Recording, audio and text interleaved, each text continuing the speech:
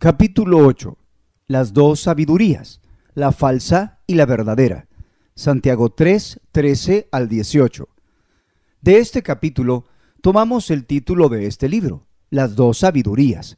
Santiago ilustra en esta sección la diferencia entre la sabiduría de Dios y la sabiduría del hombre. Primero que todo, antes de examinar los versículos 13 al 18, consideremos brevemente lo que la palabra de Dios dice acerca de la verdadera sabiduría. La sabiduría es uno de los temas principales del libro de Santiago, así como de toda la Escritura. El propósito de la Escritura es hacernos sabios para la salvación. Segunda de Timoteo 3:15. Hay más de 500 referencias en la Escritura acerca del tema de la sabiduría y de ser sabio. Los primeros 9 capítulos del libro de Proverbios son las enseñanzas del rey David hacia su hijo Salomón, las cuales preservó en su colección de proverbios. David, el hombre que conoció el corazón de Dios como muy pocos lo han logrado, continuamente inculcó a Salomón la importancia de la sabiduría. Él dijo en Proverbios 4:7, sabiduría ante todo, adquiere sabiduría, y sobre todas tus posesiones adquiere inteligencia. La sabiduría es el asunto más importante de la vida. Si hacemos todo en la vida excepto obtener sabiduría, en realidad hemos fracasado y no hemos logrado nada. David enfatizó el valor de la sabiduría en Proverbios 8:11 diciendo, porque mejor es la sabiduría que las piedras preciosas y todo cuanto se puede desear no es de compararse con ella. El patriarca Job dijo, no se hará mención de coral ni de perlas. La sabiduría es mejor que las piedras preciosas. Job 28:18. La sabiduría no tiene precio. Es muy importante apreciar verdaderamente el valor de la sabiduría. Si en verdad deseamos la sabiduría y nuestras prioridades son correctas, continuamente estaremos pidiéndole al Señor que nos dé más sabiduría. La razón por lo que Salomón pidió sabiduría cuando el Señor le dijo que le daría cualquier cosa que él deseara, es que David continuamente inculcó a Salomón desde muy temprana edad en el valor de la sabiduría. Ver Primera de Reyes 3 del 5 al 12, Segunda de Crónicas 1 del 7 al 12. Que el deseo incesante de tener sabiduría esté continuamente en nuestro corazón y la oración constante por recibir sabiduría esté en nuestros labios. La mejor definición de sabiduría es la habilidad dada por Dios para tomar las decisiones correctas y gobernar nuestra vida apropiadamente. Chokmah, la palabra hebrea traducida como sabiduría, significa actuar o comportarse sabiamente. La sabiduría gobierna cada área de nuestra vida. Sin sabiduría no sabremos cómo conducirnos de una forma que sea agradable al Señor. La Escritura habla de muchos aspectos de la vida que son gobernados por la sabiduría. Para mencionar solo unos cuantos, incluimos los siguientes. 1. Sembrando, Isaías 28, 23 al 29. 2. Tejiendo o hilando, Éxodo 35, 25 al 26. 3. Haciendo vestiduras, Éxodo 28, 3. 4. Los asuntos de la casa, Proverbios 14, 1, 31, 10 al 31. 5. Gobierno, Proverbios 8, 15. 6. El ministerio, Ezequiel 7:25. 7. Pureza moral, Proverbios 7, 4 al 5. La sabiduría debe gobernar todas nuestras acciones, palabras y pensamientos. Por estos distintos ejemplos, podemos ver que la sabiduría es el factor gobernante de la vida. Gente de toda condición dependen de la sabiduría. No importa qué ocupación tengamos, si somos jóvenes o viejos, o si somos ricos o pobres, todos necesitamos sabiduría para tener éxito en nuestra propia búsqueda en la vida. Verdaderamente, la sabiduría es el factor principal. Estoy convencido que no hay obstáculo en la vida que sea insalvable si tenemos la sabiduría de Dios. Cuando tenemos que hacer algo que no sabemos cómo hacerlo, debemos clamar a Dios pidiendo su sabiduría. También me gustaría decir que la sabiduría es vital en nuestra relación con los otros. Debería ser manifestada en nuestro contacto cotidiano con los demás, como es ejemplificado en el trato de Cristo con cada uno de nosotros. Efesios 1:8. La sabiduría en realidad es algo más que la sola habilidad de tomar decisiones correctas. Es una forma de vida. El apóstol dice en Santiago 3:13, quien es sabio y entendido entre vosotros, muestre por la buena conducta o conversación sus obras en sabia mansedumbre. La palabra griega anastrofe, traducida como conversación en la Reina Valera 1909, se refiere más que solamente a nuestras palabras, se refiere a nuestro comportamiento y forma de vida. Por lo tanto, es claro que la sabiduría debe gobernar todas nuestras acciones, palabras y pensamientos.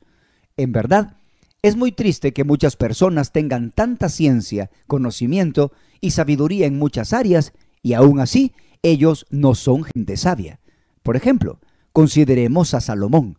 El Señor le dio a Salomón gran sabiduría más que a cualquier hombre que jamás vivió, con excepción del Señor Jesucristo. Él comprendía muchos secretos y misterios de la vida y dio su sabio consejo a otros. Primera de Reyes 3, 16 al 28. Aún así, en su vida personal, él no fue un hombre sabio. Salomón no gobernó los asuntos de su propia vida con sabiduría. Al final de su vida, él se volvió un rey viejo y necio que no admite consejos. Eclesiastés 4:13. Toda su ciencia y sabiduría no fueron de beneficio para su propia vida, pues él no aplicó a su vida personal la sabiduría que Dios le había dado. Él no practicó lo que predicó. William Pitt, el primer ministro de Inglaterra de 1783 a 1801, escribió un presupuesto famoso que aún es usado en Inglaterra como patrón para los presupuestos actuales. Él era un genio en las finanzas. Sin embargo, durante su vida, William Pitt incurrió en una deuda de más de 100,000 libras esterlinas. El Parlamento estaba tan agradecido con él por lo que había hecho por el país, que después de su muerte, ellos votaron por pagar todas sus deudas. Muchas personas son excelentes en ciertas áreas para beneficio de otros, pero no se benefician de esto porque ellos no lo aplican a su propia vida. Esta área es un grave peligro, especialmente para los ministros del Evangelio. Muchos predicadores son excelentes oradores. Ellos son capaces de mover multitudes con sermones conmovedores y apasionados, pero aún así, ellos no practican lo que predican. Por eso, sus sermones y grandes cruzadas no los benefician en absoluto. El apóstol Pablo advierte a los ministros de esta misma trampa en Romanos capítulo 2. Tú pues que enseñas a otro, ¿no te enseñas a ti mismo? Tú que predicas que no se ha de hurtar, ¿hurtas? Romanos 2:21. Pablo dijo también en 1 Corintios 9:27, sino que golpeo mi cuerpo y lo pongo en servidumbre, no sea que habiendo sido heraldo para otros, yo mismo venga a ser eliminado. Por esto, debemos caminar en sabiduría todos los días de nuestra vida, no solamente poseer sabiduría, sino aplicarla a nuestra propia vida. La sabiduría nos preservará y guardará en los caminos de Dios. Proverbios 2, 10 al 12 dice, cuando la sabiduría entrare en tu corazón y la ciencia fuere grata a tu alma, la discreción te guardará. Te preservará la inteligencia para librarte del mal camino de los hombres que hablan perversidades. La sabiduría nos preservará de caer en pecado. Proverbios 3, 21 al 23. Especialmente del pecado de adulterio. Proverbios 2, 16 al 19. La palabra de Dios enfatiza una y otra vez que el temor del Señor está ligado intrínsecamente con la sabiduría. Proverbios 1:7 dice, el principio de la sabiduría es el temor de Jehová. Los insensatos desprecian la sabiduría y la enseñanza. Ver Job 28:28, Salmos 111:10, Proverbios 9:10 y Proverbios 15:33. La parte principal y esencial de la sabiduría es el temor del Señor, el cual es un temor santo a desobedecerlo o desagradarlo. El temor del Señor está claramente definido en Proverbios 8:13. El temor de Jehová es aborrecer el mal, la soberbia y la arrogancia, el mal camino y la boca perversa aborrezco. El deber de todo hombre, como es expresado en Eclesiastés 12:13, es temer a Dios y guardar sus mandamientos. Esto solo puede lograrse a través de la sabiduría. En Deuteronomio 4, del 5 al 6, Moisés dijo al pueblo de Dios, mirad, yo os he enseñado estatutos y decretos, como Jehová mi Dios me mandó, para que hagáis así en medio de la tierra, en la cual entráis para tomar posesión de ella. Guardadlos pues, y ponedlos por obra, porque esta es vuestra sabiduría y vuestra inteligencia ante los ojos de los pueblos. los cuales oirán todos estos estatutos y dirán: ciertamente, pueblo sabio y entendido, nación grande es esta. La sabiduría no tiene que ver con la psicología o con el entendimiento de principios o cualquier otra cosa de esa naturaleza. Es la sabiduría del hombre. La sabiduría de Dios es la habilidad de hacer lo que es correcto a su vista, guardar sus mandamientos y caminar en el temor del Señor todos los días de nuestra vida. Esto nos lleva a preguntarnos lo siguiente: ¿de dónde proviene la sabiduría? Esta es la misma pregunta que hizo Job. ¿Dónde se hallará la sabiduría? ¿Dónde está el lugar de la inteligencia? Job 28:12. Proverbios 2:6 nos da la respuesta claramente a esta antigua pregunta. Porque Jehová da la sabiduría, y de su boca viene el conocimiento y la inteligencia. La sabiduría es dada por Dios. Solamente de Él procede la sabiduría. Así, nos damos cuenta que la sabiduría proviene de Dios. Sin embargo, esto nos lleva a otra pregunta importante. ¿Quién recibe sabiduría? ¿A quién da el Señor sabiduría? Eclesiastés 2:26 explícitamente nos dice quién recibe sabiduría. Porque al hombre que le agrada, Dios le da sabiduría, ciencia y gozo, mas al pecador da el trabajo de recoger y amontonar. Dios da sabiduría a aquellos que son agradables a su vista. La sabiduría no es dada a todos, solo es dada a ciertas personas. Y ya que Dios no hace acepción de personas, debe haber una razón por la cual Él da sabiduría a algunos y a otros no. La clave para entender esto la encontramos en Daniel 2:21, donde se establece que el Señor da la sabiduría a los sabios y ciencia a los entendidos. A primera vista, este versículo parece una contradicción de términos. El Señor da sabiduría a los sabios. ¿Cómo puede ser esto? ¿Qué significa? En otras palabras, el Señor está diciendo que Él da sabiduría a aquellos que la aprecian, aquellos cuyo corazón está inclinado hacia la sabiduría. Existe una verdad evidente en la vida acerca de la cual el Señor Jesús habla en Mateo 25:29. Porque a todo aquel que tiene le será dado, y tendrá en abundancia, pero al que no tiene, aún lo que tiene le será quitado. Reina Valera actualizada. Este es un principio inmutable de la palabra de Dios y de la vida en general. Aquel que tiene engendra más. El que no tiene pierde incluso lo poco que tiene. En Estados Unidos hay un refrán muy popular que dice: tienes que tener dinero para hacer dinero. Y hay mucha verdad en esto. En la economía de Dios, aquel que aprecia la sabiduría y planta sus pies en el camino de la sabiduría, recibirá sabiduría. Dios nos confirma en cualquier camino que elijamos seguir. El Salmo 37:4 establece de forma sencilla que el Señor nos da los deseos de nuestro corazón. En sentido negativo, si fijamos nuestro corazón en un camino y forma de vida que no es agradable al Señor, Él nos confirmará en ese camino. Debido a que Faraón continuamente endureció su corazón, Dios también endureció su corazón y lo fortaleció en ese camino.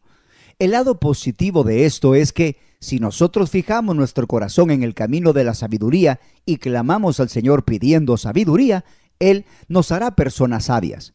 Recuerda, Dios nos establece en el camino que elijamos, sea bueno o malo. Busquemos la sabiduría, pues nos engrandecerá y honrará. Proverbios 4:8. Uno de los propósitos principales de la iglesia, como fue la intención original de Dios para la nación de Israel, es manifestar la sabiduría de Dios. Pablo dice en Efesios 3:10, para que la multiforme sabiduría de Dios sea ahora dada a conocer por medio de la iglesia a los principados y potestades en los lugares celestiales. El llamado de Jesucristo para la iglesia y para nosotros como miembros individuales del cuerpo de Cristo es manifestar la sabiduría de Dios. ¿Cómo recibimos sabiduría? En realidad es muy sencillo. Todo lo que tenemos que hacer es pedir con fe y estar dispuestos a cambiar y caminar en los caminos de la sabiduría. El apóstol declara en Santiago 1 del 5 al 7: si alguno de vosotros tiene falta de sabiduría, pídala a Dios, el cual da a todos abundantemente y sin reproche, y le será dada. Pero pida con fe, no dudando nada, porque el que duda es semejante a la onda del mar que es arrastrada por el viento y echada de una parte a otra. No piense, pues, quien tal haga, que recibirá cosa alguna del Señor. Para cumplir todo lo que estamos llamados a hacer en estos últimos días, definitivamente necesitamos más sabiduría. Por esto, busquemos al Señor y pidámosle sabiduría. Veamos ahora los versículos del 13 al 18. 3:13. ¿Quién es sabio y entendido entre vosotros? Muestre por la buena conducta sus obras en sabia mansedumbre. Santiago hace la pregunta: ¿quién es un hombre sabio? La respuesta es: aquel cuya conducta muestre que tiene sabiduría. La versión Reina Valera actualizada dice: ¿quién es sabio y entendido entre vosotros? Que demuestre por su buena conducta sus obras en la mansedumbre de la sabiduría.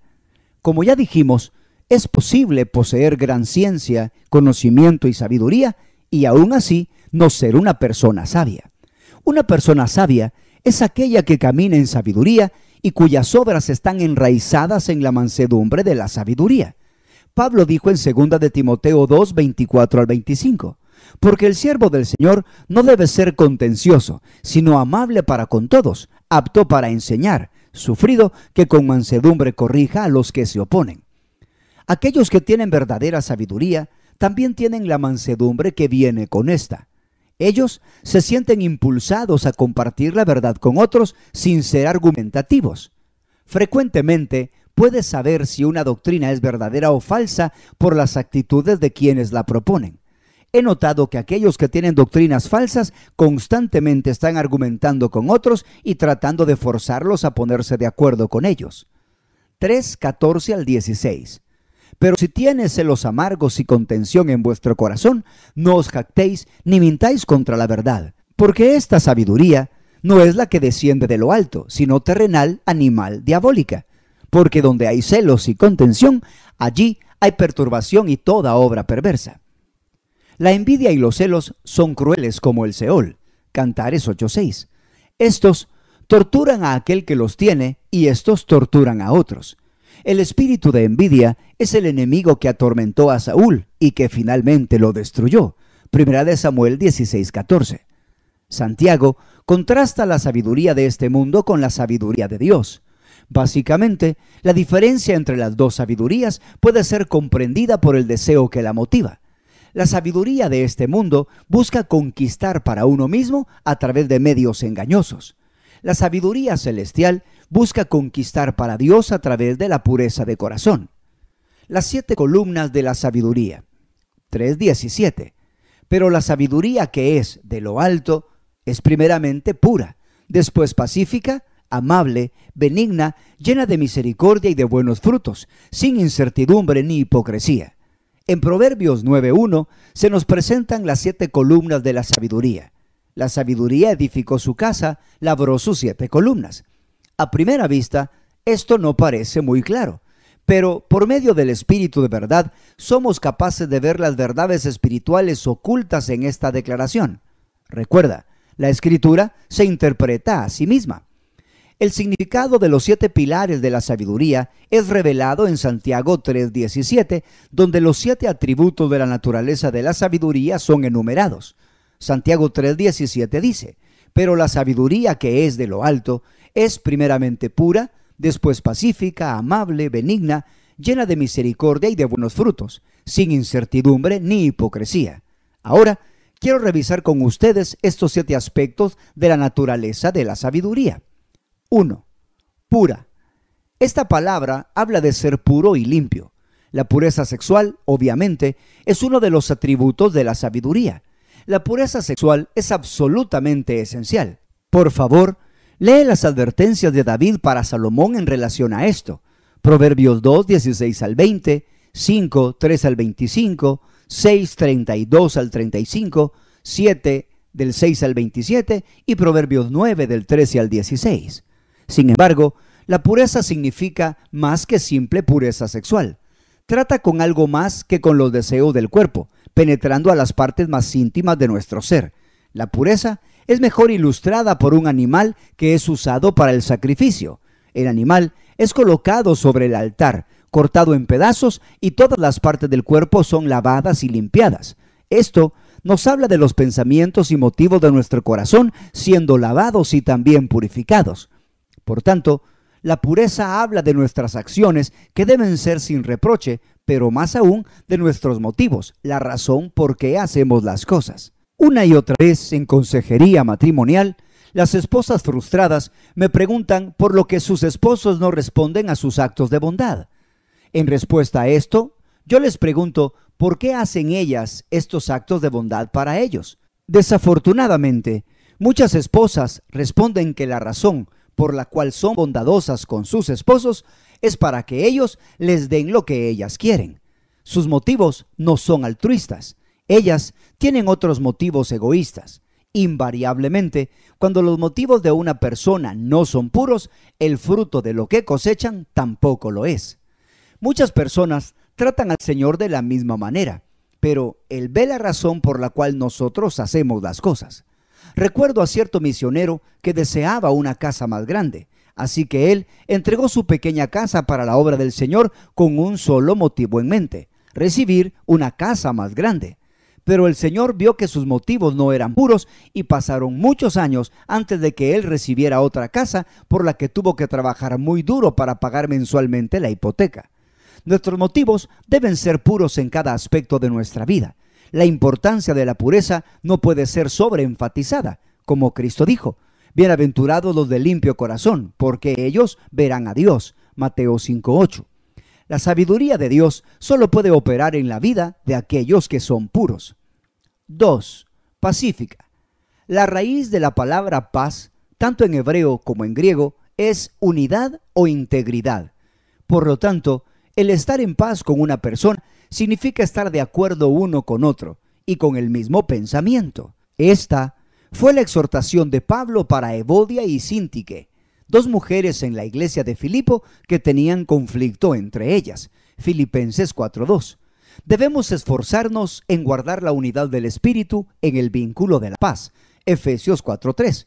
O vamos a contristar y apagar al Espíritu del Señor. El apóstol Pablo dijo en Romanos 12:18: si es posible, en cuanto dependa de vosotros, estad en paz con todos los hombres. Pablo nos exhorta de nuevo en Hebreos 12:14: seguid la paz con todos y la santidad, sin la cual nadie verá al Señor. Tanto como nos sea posible, debemos tratar de vivir en paz con otros. Cristo dijo en Mateo 5:9: bienaventurados los pacificadores, porque ellos serán llamados hijos de Dios. Debemos buscar la paz y tratar de poner fin a las contiendas donde quiera que vayamos. 3. Amable. La palabra griega epieikes, traducida como amable en la Biblia Reina Valera, también puede ser traducida como dulce sensatez. Significa toque amable. En 1 de Tesalonicenses 2:7, Pablo usa otro derivado de esta palabra para describir la relación entre una nodriza y sus niños. Antes fuimos entre vosotros como la nodriza que cuida con ternura a sus propios hijos. Tengo un sobrino que es doctor y una sobrina que es enfermera residente. Un día, mientras los tres hablábamos, una mujer entró al salón donde estábamos con un vendaje en una de sus piernas. Inmediatamente ellos reconocieron la necesidad de esta mujer e hicieron todo lo posible para hacerla sentirse cómoda y para tratar apropiadamente su pierna. La bondad es una característica que un doctor y una enfermera deben tener hacia un paciente. Esta se refleja en su toque. A esto es lo que Pablo se refiere. La bondad es una cualidad esencial para estar en el ministerio, pues las personas son heridas muy fácilmente y nosotros somos llamados a vendar los corazones quebrantados. Esta palabra también puede ser traducida como apacible y, en cierto sentido, siendo de naturaleza comprensiva. A pesar que algunas veces las personas hacen cosas que están mal, por las que merecen disciplina, debemos ser bondadosos con ellos al corregirlos y comprender por qué hicieron lo que hicieron. Muchas veces, más que una reprimenda, las personas necesitan una palabra de aliento para vencer sus debilidades en ciertas áreas. La benignidad se manifiesta a través de nuestras acciones y palabras. Proverbios 25:15 dice: con larga paciencia se aplaca el príncipe, y la lengua blanda, suave, quebranta los huesos. La blanda respuesta quita la ira. Proverbios 15:1. El tono de voz que usamos para decir algo hace toda la diferencia. Permitamos que la benignidad de Cristo penetre en cada parte de nuestro ser para que en todo lo que hagamos manifestemos su benignidad. Recordemos las palabras del rey David en el Salmo 18:35. Y tu benignidad me ha engrandecido. 4. Flexible para suplicar. Esto también puede significar sumiso. Esta virtud puede ser mejor descrita como saber cuándo ceder y cuándo no. La mayoría de las cosas en la vida son asunto de preferencia personal, no de correcto o incorrecto. Debemos ceder a los deseos de otros, a menos que esto signifique hacer algo contrario a la palabra de Dios. Por ejemplo, en la cuestión de cómo nos vestiremos, debemos rendirnos a otros, especialmente a los deseos de nuestros cónyuges. Esto es, dentro de los límites razonables. Mi ama de llaves insiste que mis corbatas deben armonizar con mis trajes. Personalmente, no me interesa nada acerca de coordinar el color de mi ropa, pero para ella es muy importante. Nunca veía la razón de esto, pero un día sentí el impulso del Espíritu Santo diciéndome, ¿qué importa? Solo te tomará 2 minutos cambiarte la corbata. Así que cambié mi corbata y mi ama de llaves quedó complacida. Sin embargo, cuando se trata de cosas acerca de las cuales estoy fuertemente convencido, no cederé. Esta virtud es esencial para un matrimonio duradero. 5. Lleno de misericordia y buenas obras o frutos. La misericordia es la mayor revelación de Dios. En el tabernáculo de Moisés, el asiento de misericordia cubría el arca del pacto, la cual contenía las 2 tablas de piedra donde estaban grabados los 10 mandamientos. La misericordia de Dios está aún sobre su ley, porque aun cuando una persona quebranta su ley como el rey David, él todavía puede decidir mostrar misericordia y perdonarlo. La misericordia está enraizada en el perdón y el olvido. Para que podamos perdonar a alguien, debemos olvidar lo que él o ella nos ha hecho. Misericordia significa mostrar compasión a alguien que ha caído en un hoyo. Pero la misericordia no es solamente mostrarles compasión, sino también tenderles una mano. La misericordia siempre está ligada a las buenas obras. Esta se manifiesta a sí misma a través de las buenas obras. Por lo tanto, no es suficiente perdonar a una persona, sino que alguien verdaderamente misericordioso tratará de sacarlas del hoyo en que han caído. Con frecuencia, la misericordia es manifestada en una persona que ha ignorado nuestras advertencias. Jamás debemos decirle a alguien en esta situación, te lo dije. Esto nunca los ayuda, solo los hace sentirse peor. Al principio de nuestro matrimonio y ministerio, mi esposa y yo decidimos que si alguna vez cerrábamos, siempre elegiríamos cerrar del lado de la misericordia. Cristo dijo, bienaventurados son los misericordiosos, porque ellos alcanzarán misericordia. Mateo 5:7. Si no mostramos misericordia a otros, Dios no nos mostrará misericordia. Ver Salmo 18, 25 al 26. 6. Sin preferencia. Esto significa tratar a todos con el mismo respeto y preocupación. El Señor Jesús estableció en Mateo 5, 43 al 48, que la perfección involucra mostrar amor no solo a nuestros amigos, sino también a nuestros enemigos.